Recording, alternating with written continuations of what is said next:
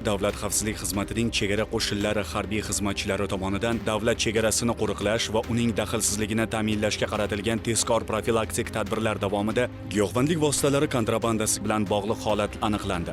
Xususan, o'zbek-qirg'iz davlat chegarasining Farg'ona tumani hududidan o'tuvchi qismida noma'lum shaxslar tomonidan qo'shni respublikadan kontrabanda qilinib qoldirib ketilgan 3 dona qopda umumiy qiymati 3 milliard 297 million so'mni tashkil etuvchi 30.660 dona Regapen va 925 dona Tropikamid kuchli ta'sir qiluvchi dori vositalari borligi aniqlandi. Mazkur holat yuzasidan Jinoyat kodeksining 246-moddasi 1-qismi va 251 1 moddasi 5-qismi bilan jinoyat ishi qo'zg'atilib, ushbu noqonuniy yuklarning egalarini qo'lga olish choralari ko'rilmoqda. Hurmatli fuqarolar, kundalik hayotda giyohvandlik vositalari savdosi bilan bog'liq holatlarga duch kelsangiz, Davlat xavfsizlik xizmatining 1520 qisqa raqamiga qo'ng'iroq qilib xabar bering. Shaxsingizning sir saqlanishi kafolatlanadi.